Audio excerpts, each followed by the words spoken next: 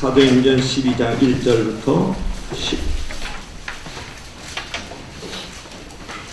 19절까지 1872년 무디 목사가 시카고에서 도착한 후에 미국이 시카고가 있겠죠. 잠시 시구에서 영국에 들렀을 때 이래요. 그가 영국을 방문하는 것은 영국의 이제 훌륭한 목사님들을 만나서 교회 성장을 어떻게 하고 어떻게 목회를 할 것인가, 그것을 이제 배우기 위해서 그 무디 목사님이 이제 영국으로 이제 갔어요. 그러다 어느 주일날 그 런던에 있는 한 교회에서 무디 목사님이 또 부흥사니까 설교를 잘한다 그래서 교회에서 초청을 해가지고 어제 설교를 듣게 되었어요. 그 주일 아침 한마디로 재앙의 날이나 다름없었다. 아주 참혹한 날이었다. 무디는 그의 일생에서 가장 힘들고 무겁고 얽매이는 설교를 했다는 거예요. 설교의 은혜가 없었고 모든 사람들은 다 죽은 것과 같은 그런 자리였다. 그는 저녁에도 설교를 하도록 되었었는데 그야말로 끔찍한 일이었어요. 마지못해 이제 저녁 설교까지 할 판이었어요.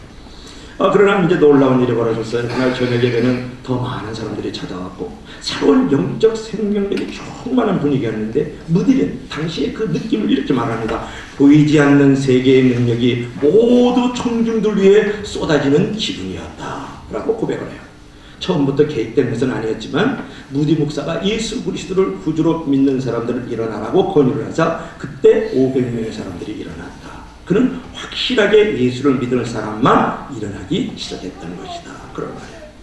그런데 여기서 어떻게 이런 사건이 일어났을까? 여기서 왜 중보기도가 얼마나 중요한가를 우리가 생각해 볼 필요가 있잖아요. 한 여인이 그날 아침 예배에 참석한 후 집으로 돌아와서 병들어 침상에 누워있는 그 병약한 동생에게 무디 목사라고 하는 사람이 시카고에 와서 설교를 했다. 시카고에 와서 설교를 했다. 그렇게 말을 해줬어요. 그랬더니 침상에 누워있는 그 허약한 동생의 자매는 얼굴이 참 붉히면서 시카고에서 온 무디 목사라고요? 매우 놀라워했어요. 얼마 전에 미국 신문에서 무디 목사가 아주 매우 유명하고 또 많은 부흥을 일으킨다 그래서 우리 교회, 이 런던에 있는 우리 교회에 와가지고 한번 집회를 해주기를 원한다는 그런 생각을 가지고 제가 이 침상에서 정말 매우 많이 기도를 드렸거든요. 근데 오늘 아침에 그분이 설교할 줄 알았다면 아침 금식을 하고 그 설교를 위해서 기도를 드렸을 텐데요. 언니, 바깥으로 나가! 바깥에서 문을 걸어줘! 그리고 아무도 들어오지 못하게, 저녁도 주지 마세요. 아무도 들어오지 못하게 하세요. 오늘 오후 저녁 내내 무디 목사를 위해서 기도할 거야. 언니에게 선포를 했다 그런 말이에요. 이 이야기는 E.M. 바우즈에 의해 기록되었는데 그는 다음과 같이 말했어요. 아침에 무디 목사가 설교할 때는 얼음장처럼 차가웠지만 침대에 누웠던 이 병든 여인의 기도가 응답되어 하나님께서 저녁 예배 때는 성령의 능력으로 넘치게 부어주셨다. 이렇게 기억하고 있는 거예요. 무디는 후에 하나님께서 중보기도자를 얼마나 놀랍게 사용하신지를 깨닫게 된 극적 사건을 경험하게 되는 거예요. 오늘 성경 본문에서도 매우 중보기도를 통해서 매우 극적인 사건을 이제 경험하는 이 사건을 가지고 우리가 오늘 은혜를 나누려고 하는 것을, 이 베드로 목사, 이 베드로 사도가 초대교회가 매우 이태로운 처지와 형편에 처해 있었어요. 자, 어떤 내용일까요? 오늘 사도행전 12장 1절을 한번 읽어볼까요? 우리 다 같이 한번 읽어봅시다. 시작. 그때에 헤롯 왕이 손을 들어 교회 중 몇 사람을 해하려 하여 2절까지 요한의 형제 야고보를 칼로 죽이게 하면, 여러분 예루살렘 교회 최초의 순교자가 누굽니까? 야고보라는 사람이에요. 이 야고보가 칼에 찔려 죽임을 당해서 한마디로 복음 전하다가 하나님의 나라 증거하다가 살해당했다 그 말이에요. 게다가 유대인들이 이 일을 기뻐하는 것을 보고 이 베드로 사도도 이제 잡으려고 할세 야고보는 죽었고 베드로까지 잡아 죽이기 위해서 생포를 하는 장면이 오늘 본문입니다. 이 4절에 보면 잡음에 옥에 가두고 군사 4씩 4표에 맞게 지키고 6월절 후에 백성 앞에서 끌어내고자 하더라. 그러니까 베드로는 죽음이 임박한 때예요. 동료 야고보는 이미 죽었어요. 베드로는 죽지 않을 방법이 있었을까요? 이미 야고보는 칼로 살해를 당했고 같은 12제자 중에 한 사람이었던 그 야고보가 지금 베드로는 촬영하려고 감옥에 집어넣는데 어떻게 살아날 수 있을까요? 죽일 목적으로 잡혀온 상태에 있는 이 베드로가 말이죠. 야고보를 처단한 후에 이 베드로를 제거하면 교회는 안전히 붕괴가 되고 그들은 안전히 무너질 것을 판단했을 것을 우리가 여기서 생각해 볼 수 있잖아요. 명제를 지나고 나서 죽이려고 감옥에 가두고 견고하게 지키고 있습니다. 군사 내식 내패에 맡겨서 지키고 있는 거예요. 한마디로 16명이 지키고 있는 거예요. 그러나 결론부터 보자면 베드로는 죽지 않고 살아났다 그런 말이에요. 우리가 주목할 것은 베드로가 구출을 받고 살아나는 과정에는 교회의 기도가 있었다는 것이에요. 하나님의 기도를 통해서 베드로를 구출하고 다시 살려왔다는 이 사실을 우리는 볼 줄 알아야 됩니다. 12절 5절을 한번 12장 5절을 한번 읽어볼까요? 우리 12장 5절 한번 읽어보겠습니다. 시작. 이에 베드로는 옥에 갇혔고 교회는 그를 위하여 간절히 하나님께 빌리더라. 베드로는 옥에 갇혔고 교회는 그를 위해 간절히 하나님께 빌리더라. 베드로가 구출을 받고 살았던 일, 계속 쓰임을 하나님으로부터 받았던 이유 가운데 강조하고 있는 내용이 뭡니까? 교회가 기도했다. 그리고 간절히 기도했다. 세 번째로 지속적으로 기도했다. 그런 말이에요. 여러분 첫 번째로 생각합시다. 교회적인 기도를 하라. 교회적인 기도를 하라. 여러분 교회는 교회 공동체적 기도를 할 줄 알아야 돼요. 오늘 본문에 나타난 이 옥문이 열리는 기적은요, 단순한 개인의 기도 때문이 아니라 베드로라는 그 개인을 위한 교회 공동체의 기도가 있었다는 거예요. 하나님은 우리 각자의 기도에 응답하시지만은 두세 사람이 모여서 교회의 이름으로 모여가지고 기도할 때는 특별하게 응답을 하겠다고 의미를 두고 있는 성경 기절을 여러분 아십니까? 마태복음 18장 19절부터 20절에 보면 진실로 진실로 너희에게 이르노니 너희 중에 두 사람이 땅에서 합치지 마라. 무엇이든지 구하면 하늘에 계신 내 아버지께서 저희를 위하여 이루게 하시리라. 그렇게 말씀을 하고 있는 거예요. 두세 사람이 합심해서 구하면 이루게 해주십니다. 여러분 교회 내 중보 기도팀에서요, 단 몇 사람이라도 기도할지라도 그 몇 사람이 매우 중요한 두세 사람입니다. 그들이 교회를 대표해서 교회적인 사명과 부흥, 교회 회복과 축복을 위해서 기도한다 그러면 예수 그리스도의 몸인 교회 공동체를 대표해서 기도하는 것 아니겠어요? 그러한 중보 기도자들은 우리는 교회를 위해서 기도하고 있다. 우리의 기도가 하늘문을 열 수 있다. 우리 교회가 건강하게 키울 수 있고 우리 교회를 하나님 앞에 연결한다는 교회적 소명을 가져야 돼요. 그래서 이런 말이 있어요. 교회의 발전의 역사는 기도의 역사다. 기도는 교회의 원동력이다. 그런 말을 여러분이 기억할 필요가 있겠죠. 결국 이제 베드로는 옥에 갇혔고요.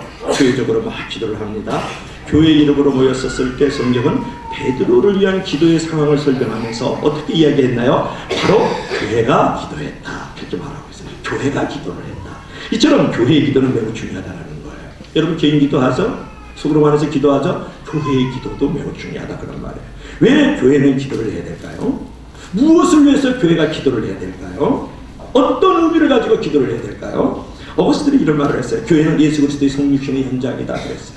예수 그리스도의 성육신의 현장이 교회다. 한마디로 쉬운 말로 하면 예수 그리스도께서 가지고 계시던 몸의 연장선상이 오늘날 우리 교회고 성도다 그런 말이에요. 매우 뜻깊은 오래된 정의입니다. 예수님이 이 땅에 오셨을 때 몸을 입고 몸으로 우리를 도와주셨잖아요. 입술을 열어 복음의 비밀을 선포하셨고 아픈 사람들을 보면 가서 손 얹고 기도해 주시고 치료해 주셨잖아요. 또 창기와 세례와 같은 소외당하고 고독한 사람들의 친구가 되어주셨어요. 예수님은 몸으로 일하셨던 분이에요.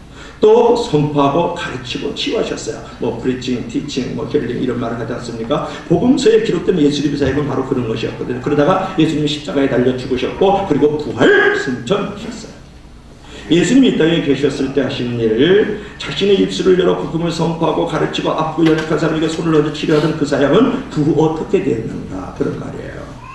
주님은 부활하시고 다음에도 그 사역들이 계속되도록 이 땅에 자신의 몸, 보이지 않는 몸을 남겨두었는데 그 몸이 바로 교회입니다. 할렐루야. 오늘날 교회가 예수 그리스도의 몸이고 예수 그리스도는 교회의 머리잖아요.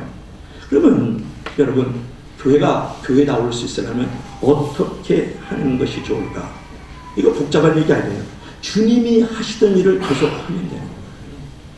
주님이 이 땅에 계시면서 전했던 동일한 복음을 우리도 전하고 가르치면 되는 것이고 주님이 연약하고 가난한 사람들을 살아가며 끌어안고 손을 얹고 기도하고 치료하셨던 것처럼 그 일을 교회가 하면 되는 거고 그럴 때 교회는 그리스도의 몸이 되는 것이고 교회가 교회다워지는 것이에요. 주님이 하셨던 그 기도를 우리들도 하면 교회가 교회다워지는 거죠. 여러분 우리가 잘 아는 또 제키 로빈슨이라는 사람이 있는데 여러분 좀 아실지 모르겠어요. 메이저리그의 최초의 흑인 야구 선수. 수많은 인종차별의 장벽에도 불구하고 그는 최선을 다했어요.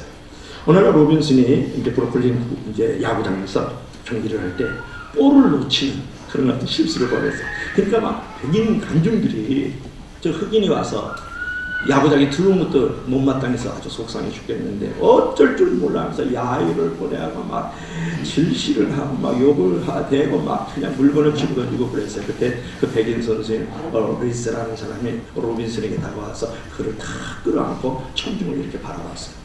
그랬더니 갑자기 관중 속에 있었던 많은 그 백인 관중들이 아주 조용히 됐어요. 나중에 이 로빈슨이 그의 어깨를 감싸준 동료의 발이 자신의 인생을 구원해 주었다. 그렇게 이 최초의 흑인 야구 선수가 고백을 하는 거예요. 그 어깨를 감싸준 동료의 발이 자기 인생을 구원해 주었다. 이 모습은 무엇을 말하냐 그러면 중보적인 삶이 무엇인지를 보여주는 한 장면을 여러분 생각할 필요가 있어요. 이처럼 중보기도란 뭐냐? 다른 사람을 지탱해주고 다른 사람의 어려움을 없애주는 것을 갖다가 중보기도다. 그런 말을 하는 거예요. 그것은 마치 구약의 어린 양이요 인간의 죄를 대신해서 희생제물이 되는 것과 마찬가지예요. 아세살 염소가 백성의 죄악을 다 대신지고 강야에 버림받은 것과 같은 역할을 하고 있는 것이 바로 이 중보기도예요. 그리스도가 이루신 이 중보사역을 우리 중보자가 다른 사람을 위해서 대신 질 뿐만 아니라 그 짐을 주님의 능력으로 없어주는 것이 바로 중보기도의 일이다. 내가 다른 사람을 위해서 대신 짐을 짊어질 뿐만 아니라 주님의 능력으로 그 짐을 덜어 없어지는 것이 뭐냐면 중보기도다. 그런 말이에요. 여러분은 그러므로 중보자로서 다른 사람에게 나아가시기를 바랍니다. 그 사람의 필요를 채워주기 위해서 기도하십시오. 그 사람의 연약함을 지탱해주기 위해서 기도해 주십시오. 그 사람의 어려움과 문제의 짐을 없애주기 위해서 기도하십시오. 그 사람의 시험과 유혹의 구렁텅이에 빠지는 사람을 건져주기 위해서 중보기도할 줄 알아야 된다. 그런 말이에요. 이것이 교회의 할 일이에요. 주님이 우리 가운데 남겨주신 그 연장선이에요. 우리의 사명은요 멸망하는 세상에서 하나님의 택한 백성들을 건져내는 것 아닙니까? 이것을 위해서 하나님께서는 우리를 중보기도자로 세워주셨다. 그런 말이죠. 여러분 한 사람의 중보기도는 위대한 힘을 발휘하는 거예요. 하늘보좌에 상달되는 기도가 역사를 움직이고 세계를 변화시키는 건 아니겠습니까? 여러분 중보기도 사역이란 무엇일까요? 이랬었을 때 중보기도 사역은 주님이 친히 우리에게 나눠주신 사역이라는 거예요. 주님만이 하실 수 있는 일을 우리에게 나눠주셨어요. 같이 하자고 더불어 하자고 우리를 초청해서 주님이 우리에게 나누시는 사역이 바로 중보기도 사역입니다. 그래서 중보기도 사역은 성도들이 첫 번째로 감당해야 될 사역이고 중보기도는 우리 삶에서 매우 우선순위가 되어야 된다는 거예요. 시편 68편 19절에 이런 말씀이 있어요. 날마다 우리의 짐을 지시는 주 곧 우리의 구원이신 하나님을 찬송할지다. 그런 말씀입니다. 이 말씀에 의하면 그분은 오늘도 우리의 짐을 지고 계시다. 그런 말이죠. 그래서 우리는 많은 사람들에게 주님이 오늘도 그들의 짐을 짊어지고 계신 사실을 어떻게 선포하고 어떻게 치유할 수 있을까요? 바로 교회 내 중보기도 사역을 할 수 있는 거죠. 우리가 이웃들의 짐을 구체적으로 짊어질 수 있는 행위가 바로 중보기도입니다. 중보기도는 누군가의 짐을 대신 져주는 행위가 바로 중보기도다. 내가 이제 너희를 위하여 받는 괴로움을 기뻐하고 그리스도의 남은 고난을 그의 몸된 교회를 위하여 내 육체에 채우라 그랬어요. 바울은요 고난받는 사람을 위해서 섬기는 것이 바로 주님의 고난에 동참하는 거라고 그랬어요. 주님의 몸된 교회를 위하여 고난을 채우는 것이다. 그렇게 말씀을 하고 있는 거거든요. 우리 그리스도인들이요 이 땅에서 고난과 고통을 받는 한 주님은 이 고통에서 결코 무관심할 수가 없잖아요. 그런 주님의 마음을 안다 그러면 우리도 주님의 고난에 동참하지 않을 수가 없는 것 아니겠습니까? 그 고통받는 이웃들을 위해서 기도하지 않을 수 없다라는 거죠. 여러분 교회 안에 보면은 교육자회가 있잖아요. 안수 집사회가 있잖아요. 권사회가 있잖아요. 영아부도 있고 아동부도 있고 중고등부도 청년부도 있고 장년부도 있잖아요. 그리고 남녀 성교회도 있지 않습니까? 성가대도 있고. 여러분 그런 부분들 안에는 무거운 짐 속에 있고 개별적으로 많이 힘들어하고 있는 사람들이 있지 않습니까? 그들을 위해서 교회적인 기도를 해드릴 필요가 있다고 생각하지 않아요? 교회 공동체적으로 여러분 기도할 필요가 있다고 생각하지 않아요? 먹는 일에는 빨리 달려가서 먹으면서 노는 일에는 신나게 달려가면서도 기도하자는 모임을 갖는 것을 별로 볼 수가 없어요. 안수 집사의 정기적인 기도의 모임이 있습니까? 권사의 정기적인 기도의 모임이 있습니까? 영아부, 아동부, 중고등부, 청년부에 정기적인 기도의 모임이 있습니까? 남녀설교에 정기적인 기도의 모임이 있습니까? 성가대가 정기적인 기도의 모임이 있습니까? 여러분이 묻고 싶은 거예요. 여러분, 교회는 예수 그리스도의 성육신의 연장선상에서 예수 그리스도께서 우리에게 물려주신 이 기도의 사역을 완전히 갈 필요가 있는 거고, 교회는 그것을 진행할 필요가 있다는 거예요. 여러분, 교회는 기도하는 집입니다. 주님이 이 땅에 계실 때 아픈 사람에게 손을 얹어 기도해 주셨다는 것처럼, 소외당하고 버림당한 사람을 위해서 기도해 주셨던 것처럼 우리는 교회 차에서 이 일을 할 수 있어야 된다는 거예요. 그저 모임을 가질 때 형식적인 잠깐 1분 2분 기도, 종교적인 행사처럼 1분 2분 찬송, 그거는 우리가 진정한 중보의 기도라고 할 수 없는 거죠. 그러나 우리가 어떻게 이렇게 교회적인 기도를 해야 될 것인가? 따라합시다. 간절하게 기도하라. 간절하게 기도하라. 우리 다 같이 5절 한번 다시 한번 읽어보겠습니다. 12장 5절 시작. 이에 베드로는 옥에 갇혔고 교회는 그를 위하여 간절히 하나님께 빌더라. 교회는 그를 위하여, 그렇죠? 교회적인 기도를 드렸어요. 그럼 교회적인 기도를 드릴 때 개인을 위해서, 교회 공동체가 기도를 할 때, 어떤 기관을 위해서 교회 공동체가 기도를 할 때 어떻게 기도할까? 기도의 방법을 가르쳐주고 있잖아요. 간절하게 기도하라. 여러분, 감옥에 갇혀서 죽음을 앞둔 이 베드로를 위해서 예루살렘 교회는 교회 이름으로 기도를 했습니다. 교회에 간절한 기도를 드렸어요. 베드로의 구출을 경험하는 과정에 하나님 교회의 기도를 쓰셨는데 곧 교회의 간절한 기도를 쓰셨다는 거예요. 개인을 위하고 기관을 위한 교회적 공동체 기도를 하더라도 간절하게 하는 그 기도를 하나님께서 사용하셨다. 간절히 한다는 것은 뭐냐면 기도자의 모든 열정과 기운을 다 소모한다는 그런 말이에요. 이것은 마치 생명을 내걷듯한 기도를 말하는 거예요. 베드로가요, 전 교회 상황하며 교회 전체적으로 얼마나 긴박한 상황이에요. 여러분, 갑자기 목사도 죽고 전도사도 죽고 리더들도 다 감옥에 지금 처형되고 살해당하고 있는 과정 속에 있다. 그러면 여러분 얼마나 절박해요. 얼마나 긴박해요. 그러나 초대교회는요, 야고보를 잃어버린 이 예루살렘 교회는 지도자 베드로마저 잊어버리면 예루살렘 교회는 미래가 보이지 않는 리더십의 위기를 당할 것을 생각하면서 그때 초대교회는 이 예루살렘 교회는 가장 좋은 결정을 하는데 그들은 기도하기를 결정하는 거예요. 그들은 기도하기를 결정한 거예요. 기도밖에는 길이 없다. 기도밖에는 길이 없다. 기도밖에는 길이 없다는 거예요. 그리고 이렇게 교회의 간절한 기도가 감옥문을 열게 되는 거죠. 기도는 그리스도의 손을 붙잡는 능력이잖아요. 그래서 구세군의 창설자 윌리엄 부스는 응답받는 기도의 비밀이라는 그 메시지를 통해서 이렇게 말하잖아요. 무엇이 응답받는 기도의 비밀일까? 거기에 생사가 달린 것처럼 기도하라. 그는 전도를 많이 하고요, 세사업도 많이 했는데요, 더 중요한 것은 기도의 사람이었다는 거 아세요? 그는 마지막에 이렇게 고백을 해요. 내 기도는 거의 응답되지 않은 것이 없다. 그의 생각 기도의 응답으로 살아왔던 생애를 간증했죠. 그 기도의 비밀이 무엇입니까? 그의 부하들에게 부스는 이렇게 대답을 했습니다. 거기에 생사가 달린 것처럼 기도하라. 생사가 달린 것처럼 기도하라. 여러분, 생사가 달린 것처럼 기도해 본 적이 있습니까? 정말 간절하게 여러분 생명을 내건 듯한 모든 열정과 기운을 다 쏟이는 듯한 기도를 정말 드려본 적은 있는가요? 묻고 싶은 거예요. 오늘 성경은 뭐라고 말씀하고 있습니까? 12장 5절에 베드로는 옥에 갇혔고 교회는 그로야 간절히 하나님께 빌다. 여러분, 그 사자성어 가운데 보면 남전여비라고 했어요. 남전여비. 남자가 존재하는 한 여자는 비참하다. 남자가. 근데 요즘은 그렇게 그 말이 많이 바뀌었고요. 남자가 존재하기 위해서는 여자에게 필요해야 된다. 그것도 사정없이 필요해야 된다. 여러분, 교회가 존재하기 위해서, 우리 가지고 있는 기관이 존재하기 위해서, 내가 가지고 있는 속으로, 내가 가지고 있는 반, 내가 가지고 있는 부서가 존재하기 위해서 사정없이 하나님께 필요해야 된다. 그런 말.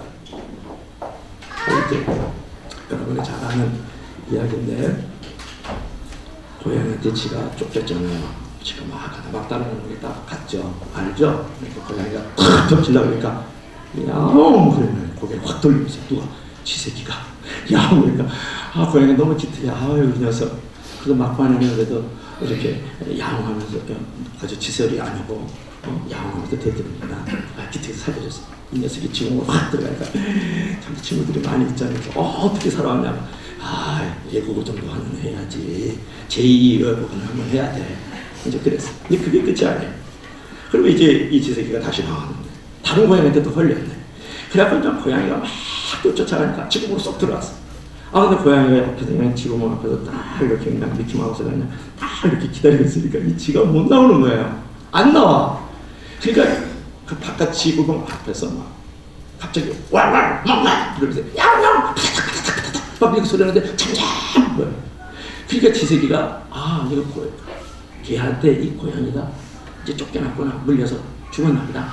제가 거기 팍 내렸는데 고양이가 팍 한번 쳐서 잡아먹었다는 거야. 잡아먹었다. 그래서 이제 그때 고양이가 자기 동네에 딱 들어가서 말이야. 그래도 애국어 정도는 하나 해야 되겠다. 제2 애국어는 하나 해야 먹을 감도 생기고 살 길도 생기더라. 근데 그런 얘기예요. 여러분 지새끼가요. 야옹했을 때 살길이 열려진 거예요. 여러분 외국어 정도 하나는 해야 되잖아요. 기도 정도는 하나 해야죠. 찬송 정도는 해야 되지 않겠어요? 개가 살려고 지새끼를 먹어야 살지 않습니까? 여러분이 부서가 살고 여러분이 개인과 가정과 여러분이 교회가 살려면 외국어 정도 하나는 해야지. 기도하고 찬송 하나는 해야 되지 않겠어요? 믿으시면 다 같이 아멘. 그래서 여러분들이 남전 여비의 신앙도 갖고 치와 고양이 신앙도 가질 줄 알아야 돼요. 자, 그래서 우리가 이렇게 간절하게 이제 기도를 할 때에 생사를 걸고 기도를 하는 것 언제까지 해야 되냐? 따라서 지속적인 기도.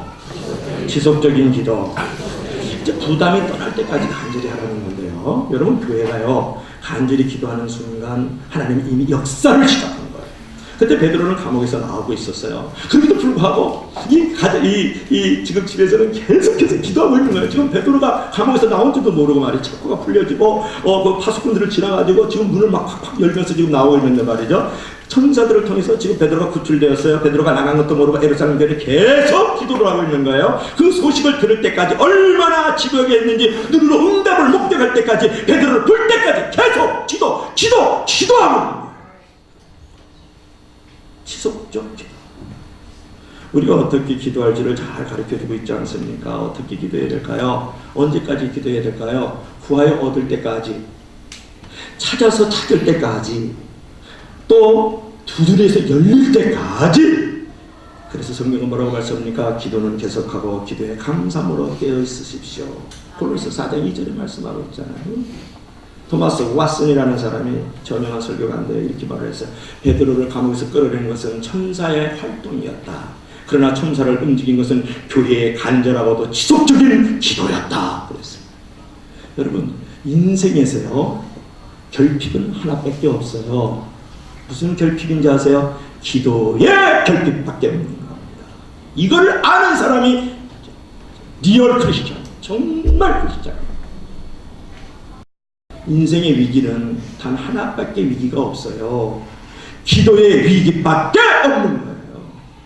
이걸 아는 자가 신앙의 통을 갖고 있는 거예요. 문제의 열쇠를 갖고, 기적의 열쇠를 갖고 있는 게 뭐냐? 결핍은 하나밖에 없다. 기도의 결핍밖에 없는 거예요.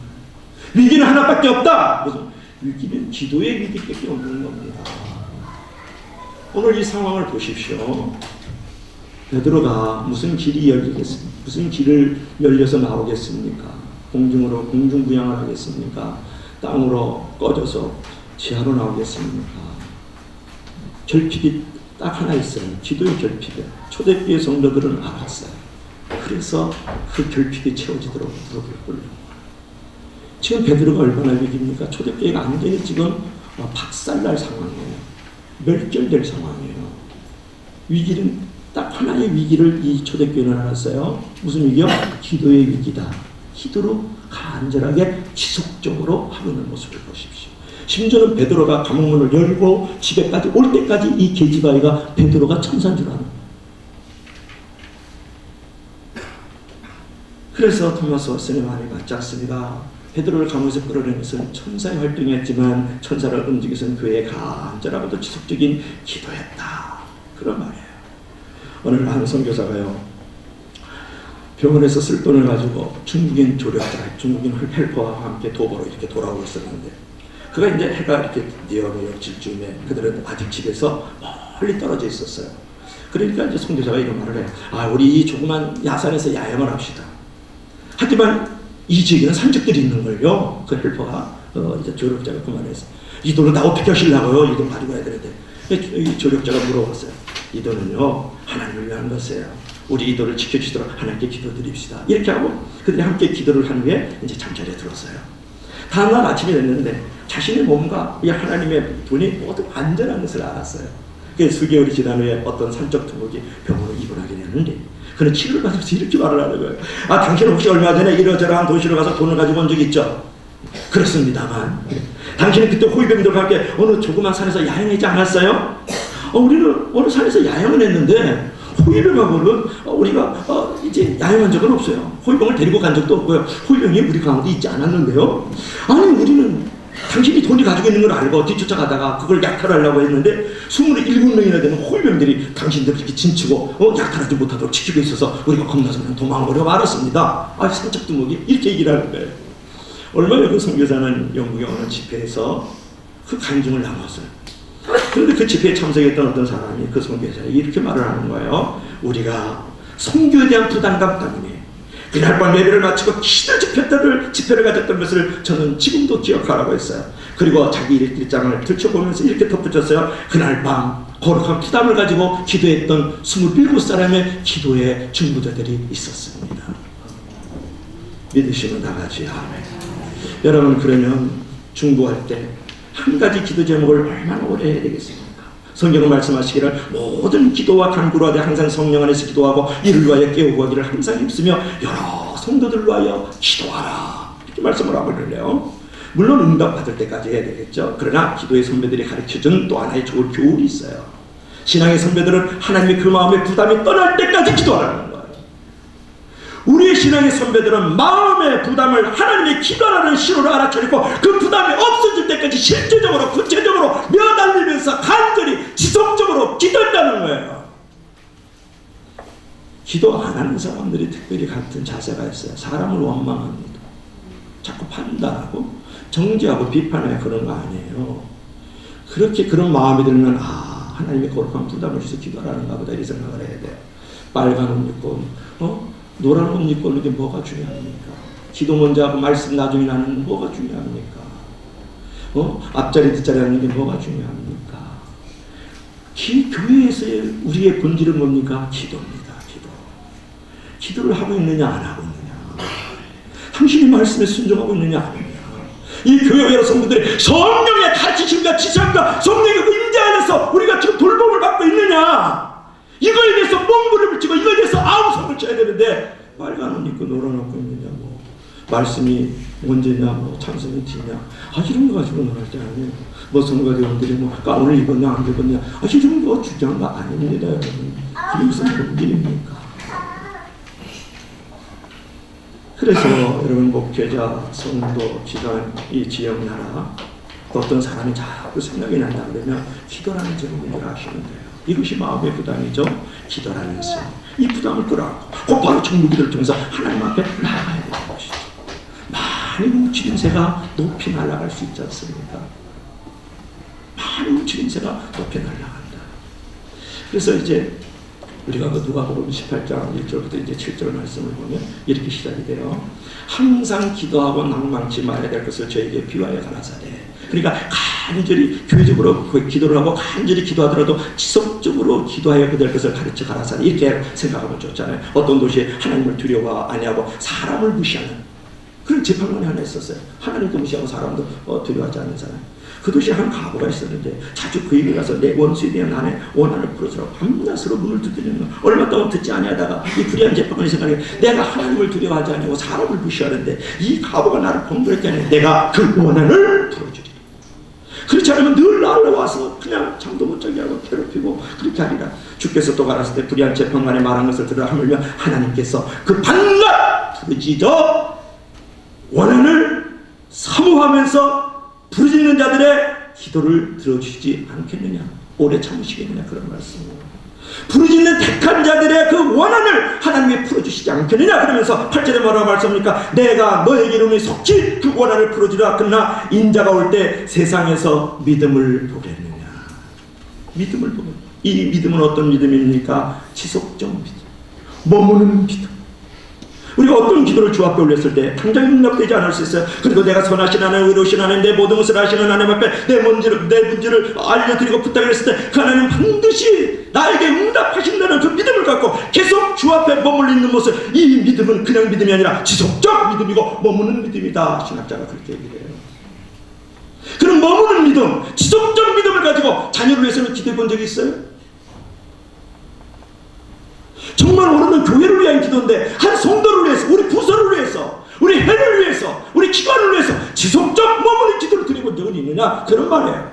왜 교회가 이 모양입니까? 이만큼 가는 것도 은혜고 기적이고 하나님의 부흥은 있지만 우리 부서는 왜 이렇게 모이지 않죠? 우리는 모이면 왜 이렇게 찹찹하죠? 모여봤자 특별한 일이 없는 것은 왜 그럴까요? 이 모임이 정말 필요한가요? 당신이 머무는 기도, 지속적 기도를 그 교회 공동체 안에서 하고 있지 않기 때문에, 당신이 엎드리지 않고 있기 때문에. 어떤 성경학자는 머무는 믿음이라는 말을 쓴다. 이 지속적 믿음은 지속적인 기도를 전제로 하잖아요. 기도 제목을 붙들고 주 앞에 인내하면서 머무를 수 있는 이유는 하나님을 신뢰하고 그 하나님을 알기 때문입니다. 나의 기도를 외면하지 않았습니다. 그것이 내 방법대로 응답되지 않을 수 있으나 하나님은 분명히 선한 응답을 주신다는 것을 신뢰하고 주 앞에 머무를 수 있는 지속적 믿음이 지속적 기도를 만들어가고, 그것이 바로 응답의 사건, 기적의 사건, 천사를 움직이는 사건을 만들어가고 부흥과 회복을 만들어가는 줄을 믿을 수 있기를 바라요. 할렐루야. 그래서 제가 그런 거예요. 기도만 했으면 되겠다. 기도밖에 는 길이 없다. 우리 교회가 봉사도 잘해요. 매주마다 오시면 주시는 시 어르신들 밥을 퍼주기도 하고, 수요일 금요일 좀 미약하지만 전도도 부족하니 나가는 거예요. 목사가 전도 나가는 게는 옆국들에서 장 만든 목사밖에 없어요. 지금도 자랑하는 게 아니고, 또 교회도 이렇게 쫙 280평의 이 건물에 툭 서 있지 않습니까? 목사도 통치도 좋고 얼굴도 이만하게 잘생기고 설교도 얼다 면하도 안 굴리고 호두가도 눈이 그리고 우리 성도들 한 사람 한 사람은 참 예쁘고 정직하고 신실하게 사는 사람. 안수 집사도 그렇고 권사들도 그렇고 집사도 그렇고 다 잘해요.